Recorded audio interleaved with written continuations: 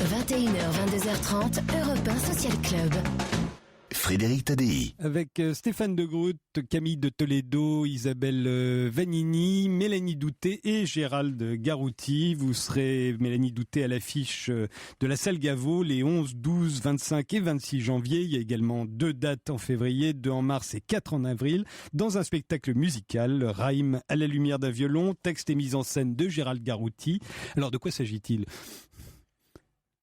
Une histoire sur un homme qui a traversé le siècle avec son violon et survécu à Auschwitz grâce à la musique. Il est toujours vivant aujourd'hui, hein. Il a 92 ans. Voilà, il est toujours bien vivant et d'ailleurs son nom signifie la vie. Et c'est donc une histoire sur la vie et sur la manière dont la vie peut triompher de la mort, même la plus extrême, et sur la manière dont l'art peut sauver, même dans les contextes les plus extrêmes. Vous racontez cette histoire, Mélanie Douté, vous raconterez cette histoire sur la scène de la salle Gaveau. Pourquoi vous avez eu envie de raconter cette histoire alors qu'il y a des musiciens qui vont jouer derrière vous ? C'est toujours d'être la récitante, c'est toujours un job un peu spécial. Oui, je connaissais pas ce rôle-là et c'est très intéressant. Il faut savoir se situer, il faut être humble face à l'histoire. Et on est narrateur, on n'interprète pas. On n'interprète pas, il y a pas, mais c'est quand même un personnage à part entière. Faut trouver sa place. Et en plus, il y a vraiment la musique est le personnage principal du film, me semble-t-il. Donc. Vous appelez ça un film, vous ? De la pièce, excusez-moi, je suis désolée. L'actrice. Oui, oh là là. C'est un très beau film, on l'a proposé plusieurs fois d'ailleurs. Effectivement, on traverse le siècle. Donc c'est quand même un.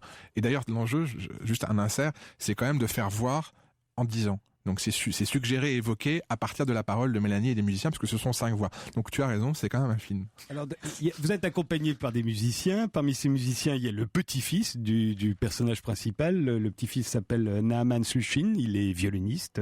Il interprète le rôle de son grand-père dans le spectacle. Alors effectivement, vous êtes là, vous racontez une histoire qui n'est pas la vôtre et qui est un peu la sienne. Et qui est un peu la sienne, mais je pense que Naaman, au fur et à mesure des représentations, prend une forme de distance pour se protéger. L'écriture est tellement puissante, l'histoire, enfin, je ne sais pas pourquoi, dès ma première lecture, je ne sais pas pourquoi, si je sais pourquoi, j'ai été bouleversée par la pièce. Il y a une force, cette idée de la transmission, comme le dit Gérald, du combat de l'art de la mort, de traverser un siècle grâce à une passion. Je trouve que c'est des thèmes aujourd'hui qui sont vitaux et primordiaux. Alors il n'y a pas tout à fait traversé le siècle grâce à cette passion. Ça lui a servi au début, puis après il y a mis fin à cette passion. Ça se commence dans le ghetto de Lodz en Pologne, où il apprend le violon dès l'enfance. Ça se termine aujourd'hui à Haïfa en Israël, où il s'est remis au violon depuis qu'il est à la retraite, hein, si mes souvenirs sont bons. Mais il est passé par Auschwitz, et là le violon lui a probablement sauvé la vie. Mais ensuite, quand il est arrivé en Israël, il a arrêté le violon.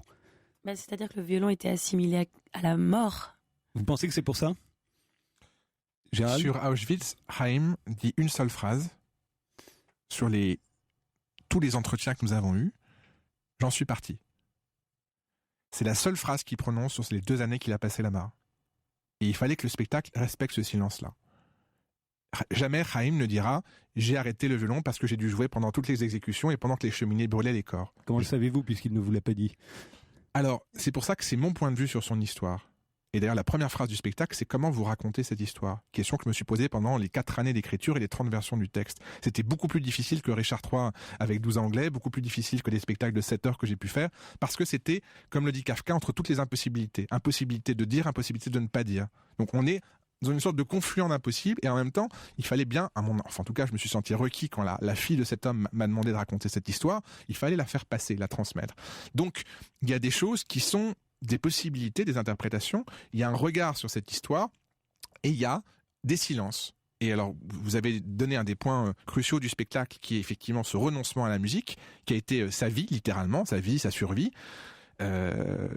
Le spectacle ne dit d'ailleurs pas qu'il arrête parce que voilà, il a dû jouer pendant les camps. Le spectacle dit qu'il arrête parce que il veut construire, et donc il choisit un métier où il s'agit de faire autre chose. Et il passe la musique qu'il n'a plus pour lui, il la passe à ses descendants.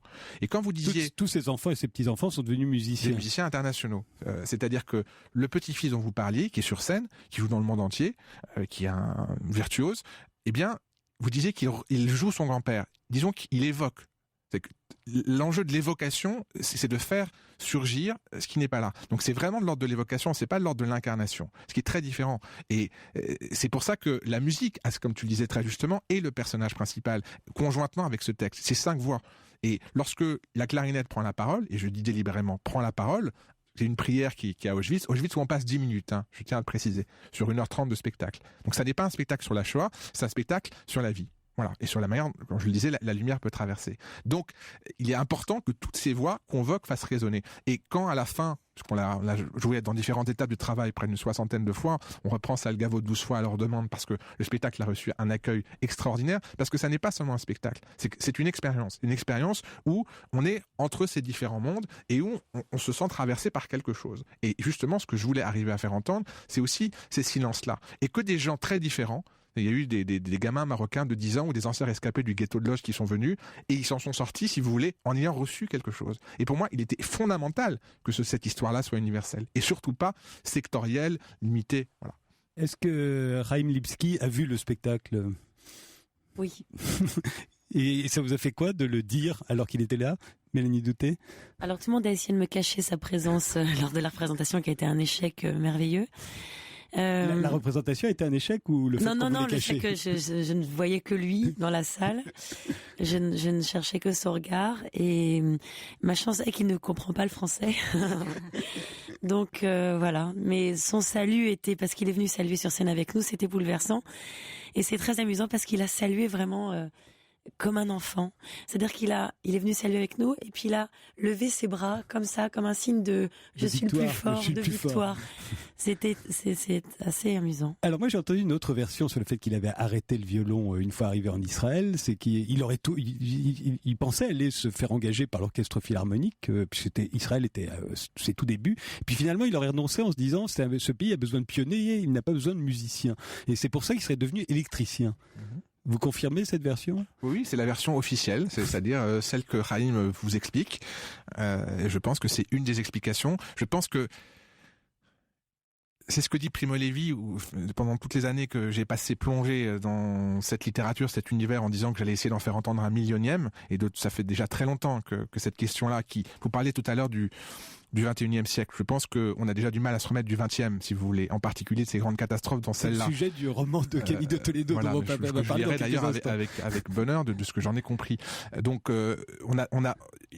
certains disaient qu'on ne se remettrait pas, si vous voulez, de cette pire que blessure, de cette catastrophe, puisque c'est le mot. Donc, à partir de là, ce que cet homme dit par son parcours, par sa traversée, il le dit avec toute l'ambivalence à chaque fois. C'est-à-dire que Primo Levi raconte, d'autres racontent, Elie Wiesel raconte que dans les camps, il y a eu des moments sublimes, de sublime humain, de sublime de générosité, de sublime de sacrifice, un peu comme dans La condition humaine de Malraux, où il y a une capsule de cyanure pour deux, et l'un le donne à son ami pour qu'il arrive à avoir une mort douce, et lui va prendre sur lui la mort atroce. Donc, comme dit l'autre, le dernier, là où croit le péril, croit aussi ceux qui sauvent. C'est-à-dire qu'effectivement, il y a eu des choses sublimes. Il y a eu de la musique à Auschwitz.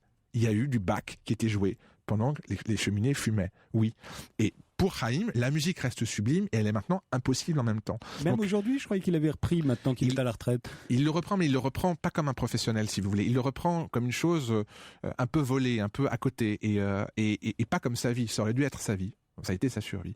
Mais au-delà de ça, ce qui me paraît important, c'est que dans cette traversée, on arrive à retrouver toute la vie de ce monde d'avant. C'est que toute la première, parce que là on parle beaucoup très logiquement du ghetto, du camp, c'est-à-dire à peu près d'un tiers du spectacle, mais toute la première partie, c'est le monde perdu, le monde d'hier, comme le dit Zweig. C'est le monde englouti avec toute sa vitalité, toute sa puissance, toute cette Europe centrale, celle qui a donné... La culture yiddish. Voilà, la culture yiddish, celle qui a donné les Rubinstein, les Einstein, les Zweig, tout ce monde-là. Et c'est ça aussi, cette vitalité-là qui me semblait importante de donner. Stéphane de Groot ? Non, c'est ridicule, ça m'inspire un jeu de mots ridicule, c'est qu'il y avait déporté à musique à Auschwitz. Alors c'est l'humour juif et c'est presque de l'humour belge, ou l'inverse. Europe 1 Social Club. Frédéric Tadei.